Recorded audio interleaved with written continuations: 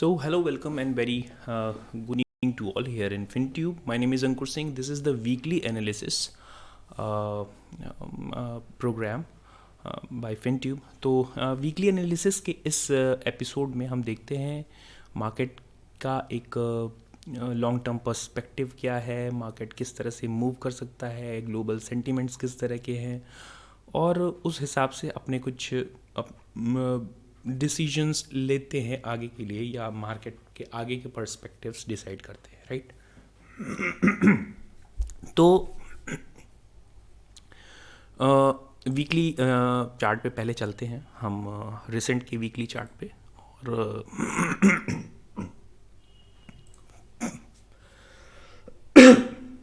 तो यहाँ पे जो हमने वीकली चार्ट लास्ट टाइम, हालांकि वीकली एनालिसिस नहीं की थी, बट जो अपना एक लोअर एंड से हम एक ट्रेंड लाइन ड्रॉ करा रहे थे, which is very simple trend line from 2020 के फॉल की डाउन टिप जो थी वहाँ से, और अपर साइड में 2008 के, नॉट 2020, 2008 के अपर टिप, यानी कि 2008 का जो फॉल था उसकी अपर टिप, यानी कि मार्केट जो अपने हाईएस्ट लेवल पे था वहाँ से लेके, तो अपर और लोअर रेंज एक ये हमने डिसाइड कर रखी है। मार्केट अभी भी उसी डायरेक्शन में चल रहा है जिस डायरेक्शन में ये ट्रेंड लाइन चल रही है, राइट।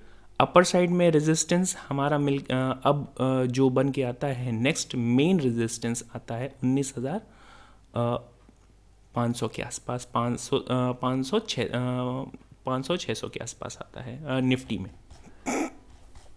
थोड़ा सा चार्ट एडजस्टमेंट और करते हैं। ये अपर रेजिस्टेंस अगर आप डेली कैंडल पे देखेंगे तो हमारा करीब यहाँ बनता है, जो कि सेकंड,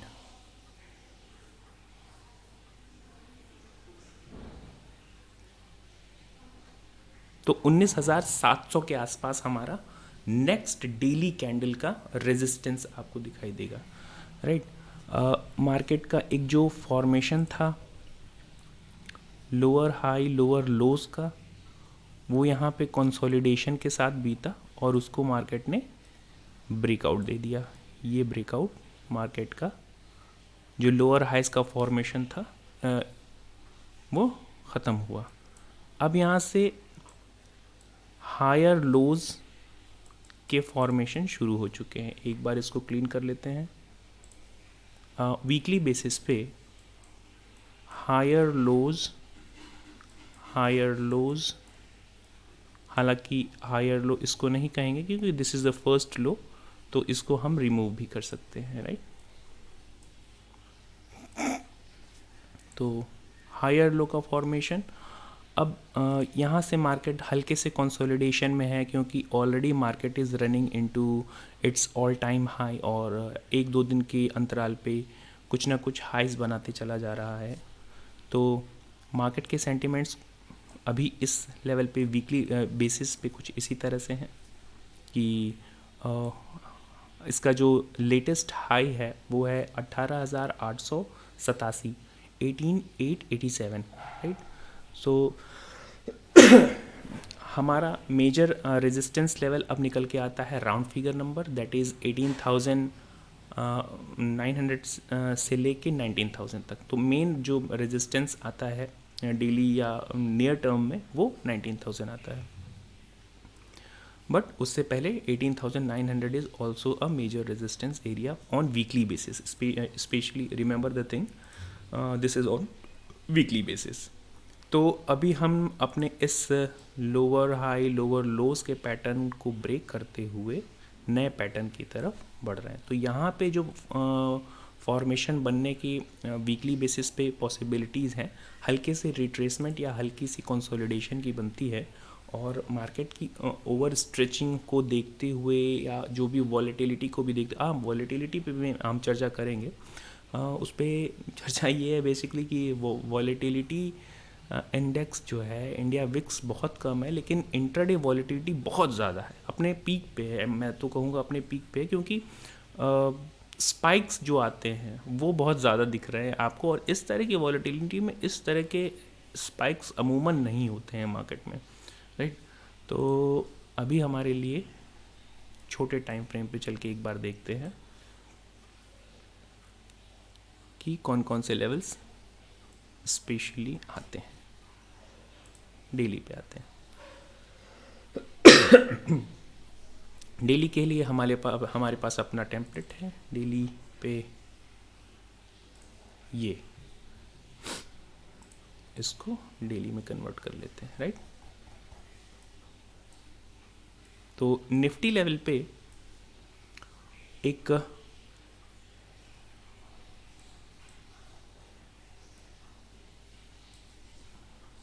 ये फॉर्मेशन, अगर आपने आइलैंड फॉर्मेशन टेक्निकल एनालिसिस में देखा हो, या जो बुक मैंने आपको बता रखी थी technical analysis by Joseph Murphy, इस तरह की बुक्स में आपको ये जो बेसिक टेक्निकल एनालिसिस के फंडाज हैं, island formation kind of thing on tops और बॉटम, ये बहुत ही अच्छे फॉर्मेशंस होते हैं। अगर आप जोसेफ मर्फी,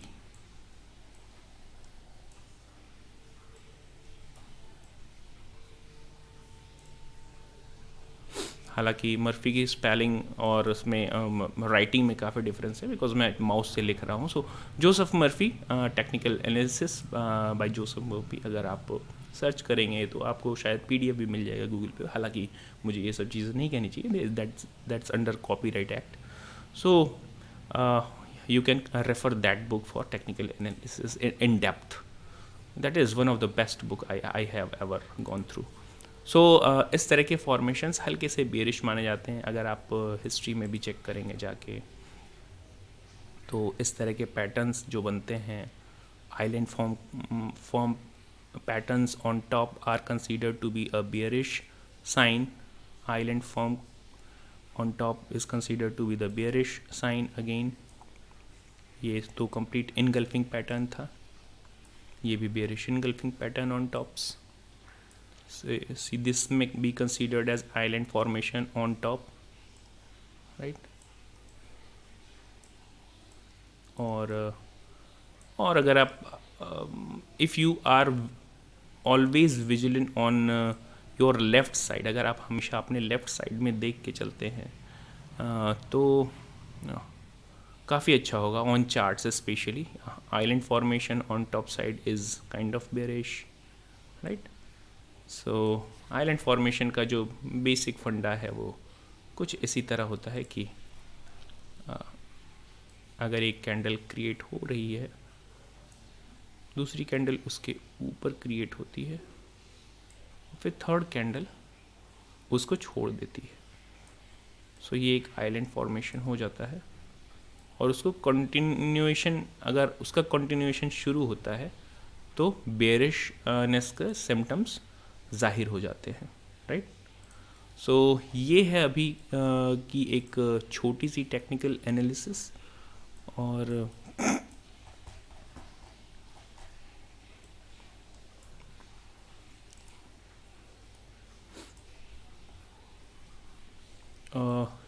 और छोटे टाइम फ्रेम पे अगर आप देखेंगे तो हमारा जो मेन रेजिस्टेंस है, जो हमने अभी पहले बताया था आपको कि 18,900 पहला रेजिस्टेंस है।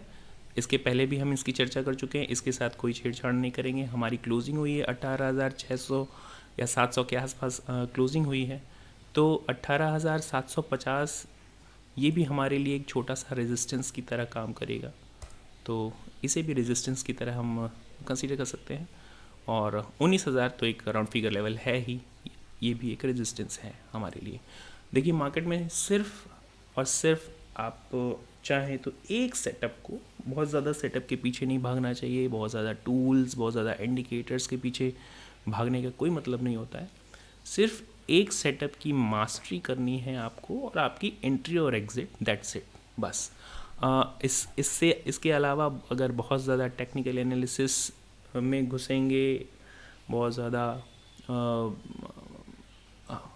थियरीज़ पढ़ेंगे, बहुत ज़्यादा इंडिकेटर्स को यूज़ करेंगे, तो मार्केट आपका जो लर्निंग कर्व है वो काफ़ी बड़ा हो जाएगा।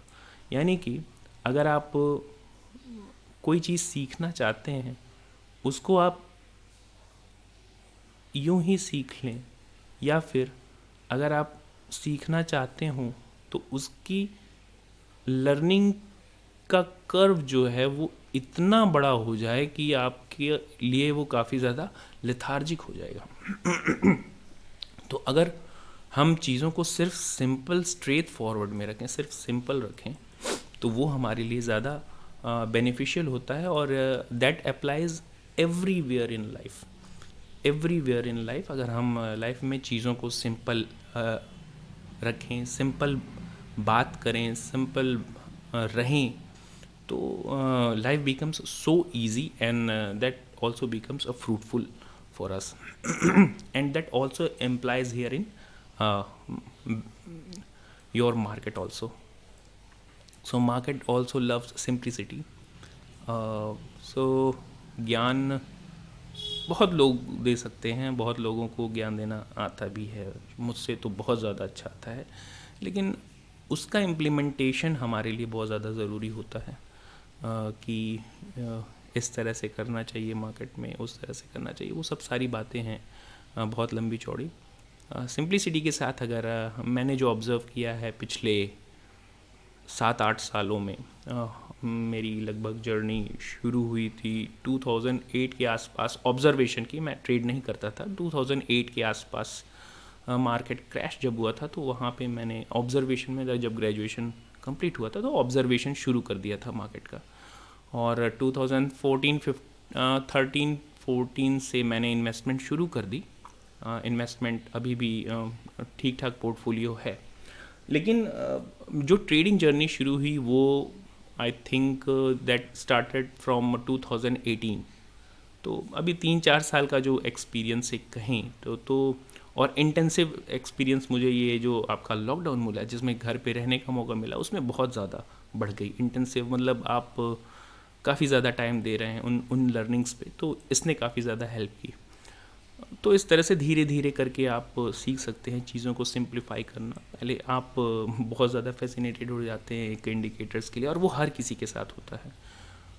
Remember the thing, the best guru in the market is your mistake. Mistake से आप जितना कुछ सीख सकते हैं, सक्सेस से कभी नहीं सीख सकते। Success makes you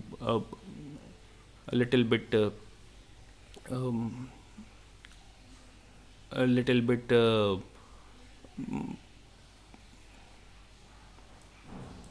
angry, or not angry, but egoish. Success can generate some egoistic some symptoms within you, but this mistake cannot. Mistake is always like a teacher, and the best teacher whatever is persisting into this word is the mistake. So एक कहते हैं कि गिर गिर के ही संभलता है इंसान। तो मार्केट में भी उसी तरह से, अगर आपने बहुत बड़े लॉसेस नहीं लिए हैं और एक लर्निंग के पर्पज़ से मार्केट में आके और आगे बढ़ना चाहें, तो definitely market is going to reward you very soon, और सूनर और later it's going to reward you, right. So अभी हम यहाँ पे लेवल्स की बात कर रहे हैं। लेवल्स पे अगर आप देखेंगे तो 18,000 सपोर्ट साइड में 18,550 के आसपास भी हमारा एक सपोर्ट आता है, 550, राइट। तो ये सारे लेवल्स डेली टाइम फ्रेम पे आप नोट कर सकते हैं, जो बहुत ही स्ट्रॉन्ग सपोर्ट लेवल्स हैं। तो डाउन साइड में हमारा जो स्ट्रॉन्गेस्ट हमारी जो क्लोजिंग हुई है वो 18,700 के आसपास है, और स्ट्रॉन्गेस्ट हमारा जो सपोर्ट लेवल है 18,500 का। 18,500 इसको हम नीचे ट्रैक कर लेते हैं, राइट। ये राउंड फिगर नंबर 18,500, अगर ये टूटता है मार्केट और डाउन साइड में जा सकता है, मार्केट में go up to this 18,300 even, और दिस 18,100, राइट।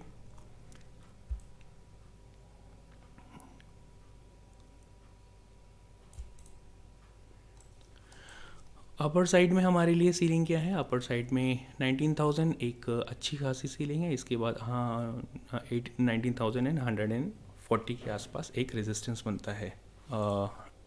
बैंक निफ्टी में देख लेते हैं, बैंक निफ्टी की हालचाल क्या है वीकली बेसिस पे।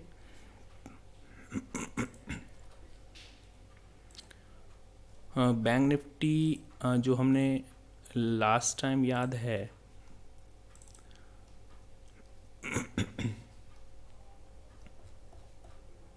शायद यहाँ से हमने हटा दिया था बैंक निफ्टी के उस चार्ट को, वीकली चार्ट को स्पेशली।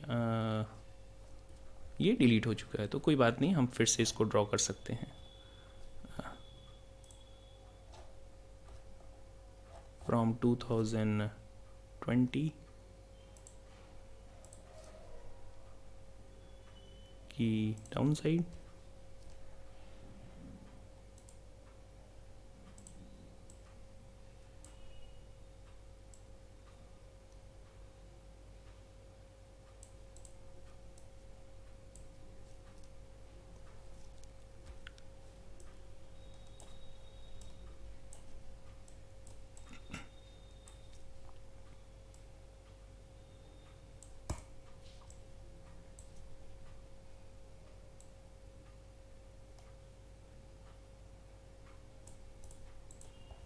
राइट।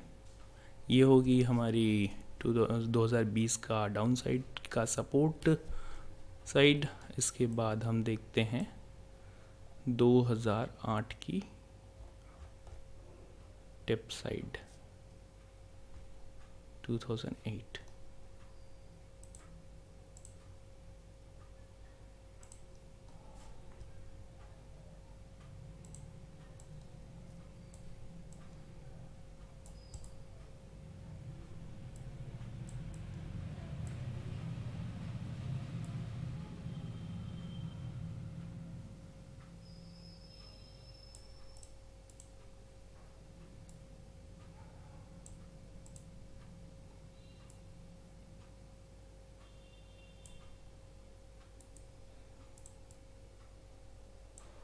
परफेक्ट है थिंक। सो एक बार और रीएडजस्ट कर लेते हैं इसको। ये हमारे लिए रेजिस्टेंस का काम कर रहा है अभी भी अपर साइड। तो अपर साइड में अगर हम वीकली कैंडल देखेंगे तो वीकली कैंडल हमारे पास आएगी करीब कुछ यहाँ नेक्स्ट वीकली। तो 44,400 to 500 is going to be the resistance. 44,500 is going to be the major resistance on weekly candle, right? Daily पे चलते हैं।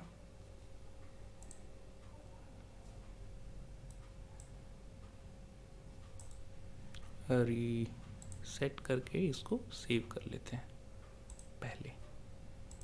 अब हम डेली पे चलते हैं और डेली का बैंक निफ्टी टेम्पलेट ऑलरेडी हमारे पास है तो वहीं चलेंगे।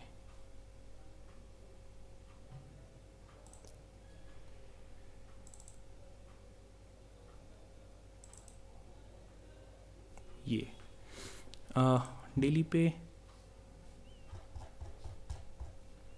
हमारी क्लोजिंग हुई है 43,100 के आसपास। यहाँ पे भी सेम पैटर्न आपको दिखेगा, आइलैंड फॉर्मेशन ऑन टॉप्स। और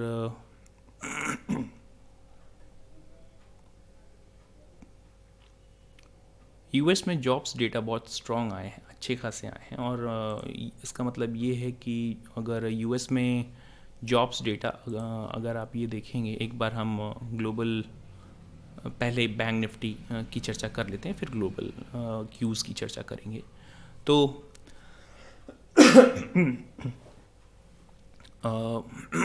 ये island formation on top is always considered to be bearish on technicals, especially जो ट्रेडिशनल वे है टेक्निकल का, उसमें आइलैंड फॉर्मेशन हमेशा एक बेरिश सिम्टम माना जाता है, जनरली ऐसा होता है।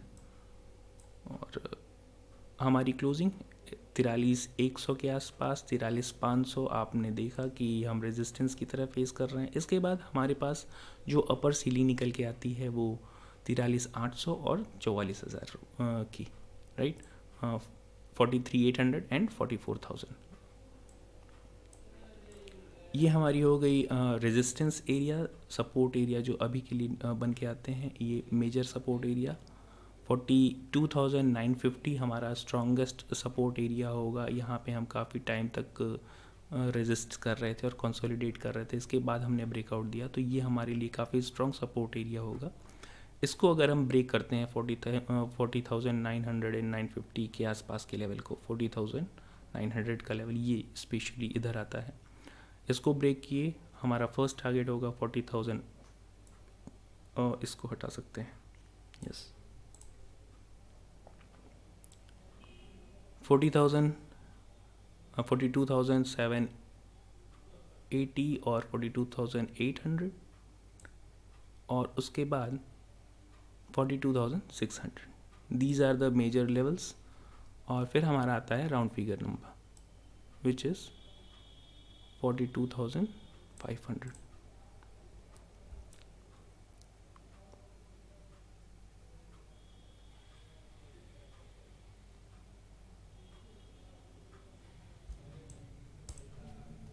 तो ये होंगे सपोर्ट और रेजिस्टेंस हमारे लिए। मार्केट में सिर्फ सपोर्ट और रेजिस्टेंस लेके अगर आप चलते हैं तो यू मे बी प्रॉफिटेबल।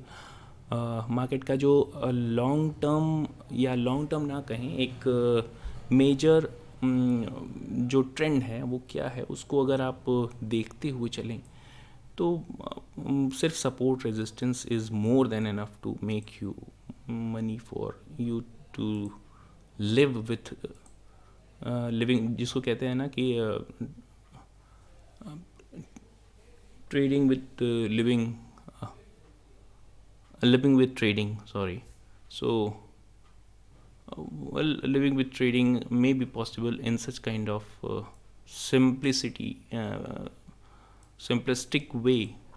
और बहुत से लोगों को बड़ा आश्चर्य होता होगा कि इतने आसानी से नहीं हो सकता। तो I can show you some simplistic ways, but as of now I am not able to show some data points exactly, but चलिए एक बार ग्लोबल क्यूज़ देख लेते हैं। ग्लोबल क्यूज़ में वही जो मैं चर्चा कर रहा था आपके डॉलर, वो यूएस जॉब्स डेटा की, यूएस जॉब्स डेटा काफ़ी ठीक ठाक आया है और एक्सपेक्टेशन से अच्छा आया है। तो इसका मतलब है कि यूएस में जॉब्स जब लोगों के लगने शुरू हो जाएंगे तो people will start spending money. तो जब मनी स्पेंडिंग होगी यानी कि लिक्विडिटी मार्केट में फिर बढ़ेगी। गवर्नमेंट क्या चाहती है? गवर्नमेंट मनी को सक करना चाहती है और जो मार्केट में इन्फ्लेशन है, जो मनी की लिक्विडिटी है, उसको कम करना चाहती है। इसीलिए इंटरेस्ट रेट हाइक कर रही है, राइट, इंटरेस्ट रेट हाइक कर रही है। अब अभी पॉजिटिविटी क्यों आई थी? क्योंकि जेरोमी पोवेल ने बोल दिया था कि हाँ, हम अब सिर्फ 50 बेसिस पॉइंट ही मार्केट को बढ़ाएंगे, 75 बेसिस नहीं बढ़ाएंगे। तो मार्केट, आपने ये देखा होगा, ये जो कैंडल बनी है डाउ जोन्स की, ये candle, this candle, let me show you in clear way. ये जो कैंडल बनी थी लास्ट टाइम, ये जेरोमी पोवेल के सिर्फ इसी स्टेटमेंट पे बनी थी। ये अगर आप देखेंगे बुलिश पैटर्न, सिर्फ इसी स्टेटमेंट पे बनी थी कि हम मार्केट में सिर्फ 50 बेसिस पॉइंट या स्लोअर रेट ऑफ इंटरेस्ट की तरफ अब बढ़ेंगे, ना कि 75 और मोर देन दैट। तो ये तो बात हो गई आपकी इंटरेस्ट रेट की। हाँ, जॉब्स डेटा की बात ये है कि अगर देखिए मार्केट में मनी फ्लो जब बढ़ेगा तो इन्फ्लेशन को चेक करने के जो मेजर्स फेडरल रिजर्व उठा रहा है वो उठ नहीं पाएंगे। हालांकि लोगों को जॉब्स मिलना इकोनॉमी के लिए बहुत अच्छी बात होती है, लेकिन टेक्निकली अगर इसको आप पूछेंगे तो ये अच्छी बात नहीं भी है। इसीलिए आप देखेंगे जो लास्ट फ्राइडे की क्लोजिंग हुई है वो हल्की हल्की रेडिश है। अगर आप डाउ जोन्स में तो ग्रीनरी थी, एक फ्लैट क्लोजिंग दी डाउ जोन्स ने, लेकिन अगर आप S&P और नैस्डैक को देखेंगे तो हल्की सी फ्लैट टू बियरिश क्लोजिंग दी है। हालांकि लास्ट टाइम में काफ़ी कुछ रिकवर कर गया मार्केट। मार्केट को जो ये जॉब्स डेटा था ये पसंद नहीं आया। मार्केट को ये लगा कि हाँ, फेडरल रिज़र्व कुछ कंसीडर कर सकता है अपने इंटरेस्ट रेट हाइक पे। तो वो तो डिपेंड करता है, सिर्फ फेडरल रिज़र्व को ही मालूम है कि वो क्या करेगा और कितना करेगा। हालांकि जब उन्होंने बोल दिया है 50 बेसिस पॉइंट, तो वो they are going to not change their statement every day, like every YouTubers here in YouTube community. तो they are responsible, and whatever the statements they say, they stick to that. Bank Nifty की चर्चा हम जहाँ पे कर रहे हैं, तो ग्लोबल क्यूज़ में हमारे दूसरे क्यूज़ हैं जो डॉलर इंडेक्स ठीक ठाक है, डाउन साइड में ही है हमारे लिए। 104 एक कंट्रोल्ड टेरिटरी में कहा जाएगा, और USD INR भी कंट्रोल टेरिटरी में ही है। डाउ जोन्स और S&P और नैस्डैक की जो हल्की सी नरमी या फ्लैट क्लोजिंग हुई है, वो सिर्फ जो जॉब्स डेटा के रिलीज़ के कारण हुई थी। US विक्स 19 पे, हमारा विक्स 13 पे, और हमारे विक्स हालांकि 13-14 पे चल रहा है, लेकिन ये जो क्या कहते हैं गुल खिला रहा है, वो 23 वाले विक्स के गुल खिला रहा है, राइट। तो बॉन्ड यील्ड्स भी कूल ऑफ पीरियड में है। और इसके अलावा US फ्यूचर्स अगर आप अभी देखें, US futures are negative, right. US futures is negative, और बिटकॉइन हल्का सा रिट्रेस किया है, जो कि काफ़ी ज़्यादा गिर चुका था, तो रिट्रेस कर रहा है। 17,000 के आसपास की क्लोजिंग है। तो ओवरऑल अगर आप मार्केट की एनालिसिस देखते हैं, तो बहुत ज़्यादा क्यूज़ हमारे पास ग्लोबल नहीं है, और market is still into a range. तो मेरी जो एक्सपेक्टेशन है, वीकली बेसिस पे एटलीस्ट मार्केट को थोड़ा सा हॉल्ट लेना चाहिए यहाँ पे। तो मैं हल्के से हॉल्ट और हल्की सी बियरिशनेस की एक्सपेक्टेशन रखूँगा। हाँ, मार्केट ऊपर मतलब बियरिशनेस का ये मतलब नहीं है कि मार्केट में सुबह उठो और पुट बाई करके चले जाओ, ऐसा बिल्कुल भी नहीं है। That depends on different cues, different data, open interest, our domestic cues. तो ये डिपेंड करता है मार्केट का मेजर ट्रेंड। अगर आप देखेंगे, चलिए एक एक्सटेंशन कर लेते हैं चार्ट का। मार्केट का मेजर ट्रेंड क्या है, चलिए इस चार्ट पे चलते हैं, लाइन चार्ट। अगर कोई आपको ये चार्ट देगा और आपसे मेजर ट्रेंड के बारे में पूछेगा, तो आप उसे क्या कहेंगे? Major trend is upside, right. तो मेजर ट्रेंड जब अपसाइड है, तो आप बेयरिश मूव बहुत एग्रेसिव नहीं ले सकते, बहुत ही एग्रेसिव बेयरिश मूव नहीं ले सकते। हाँ, मार्केट के कुछ रिट्रेसमेंट्स, मार्केट के कुछ कंसोलिडेशन को एक लिटिल बिट बेयरिश आप मूव मान सकते हैं on intraday basis specially. But major trend अभी बुलिश है, और मेरा मानना है कि बजट तक आते आते we can touch up to this 44,000 easily, और 45,000, इवन 45,000। देखना होगा, आई मे बी रॉन्ग और I do have right to be wrong, but expectation है कि मार्केट अपना एक मेजर ट्रेंड को एटलीस्ट, क्योंकि अभी इलेक्शन ईयर होगा हमारे लिए 2024, तो उस तरह की चीज़ें मार्केट में बनानी शुरू होती हैं कि गवर्नमेंट के ऊपर भी प्रेशर होता है कि हाँ, market is a sentiment, Sensex जिसको बोला जाता है सेंसिटिव इंडेक्स, सेंसेक्स को सेंसिटिव इंडेक्स बोला जाता है, और that is sensitive towards Indian economy. तो हमारी इकोनॉमी को रिप्रेजेंट करता है, और अगर इलेक्शन ईयर में हमारी इकोनॉमी इस तरह से बुरी तरह से पिटती है, तो वो गवर्नमेंट के लिए बहुत अच्छा नहीं माना जाता है। So government will boost it and also will not make it on down side. बहुत सी चीज़ें हैं जो मार्केट के डायरेक्शन को डिसाइड करती हैं, उसका निर्धारण करती हैं। तो मेरा मानना ये है कि मेजर ट्रेंड अभी बुलिश रहने की ही संभावना है। हाँ, बीच बीच में हल्के फुल्के झटके ज़रूर लग सकते हैं और उन पे हमें मेहनत करनी होगी, वहाँ पे हमें आइडेंटिफाई करना होगा कि कहाँ पे अपॉर्चुनिटीज़ हैं, right. So this is the weekly analysis. I think that's more than, I do not exactly remember when have I started this, but अभी मैं अभी भी बाहर हूँ और एटलीस्ट 10-11 दिसंबर तक तो बाहर ही रहूँगा। तो I hope you will beer my analysis. ये काफ़ी स्लो रहा होगा, बहुत स्लो है, और मुझे मालूम है कि इतना स्लो नहीं होना चाहिए फिर भी कभी कभी स्लो चलना बहुत अच्छा होता है बनस्पत फास्ट चलने के। तो हमारा जो बोलने का पेस है वो भी काफ़ी धीमा है, और स्लो पेस में बोलने का मज़ा कुछ और ही होता है। ना तो हमें कहीं की ट्रेन पकड़नी है, हालांकि मुझे ट्रेन पकड़नी है आज लेकिन बात करने के दौरान तो ट्रेन नहीं पकड़नी। फिर भी आज के लिए इतना ही। I hope you are enjoying your weekends. Thank you very much.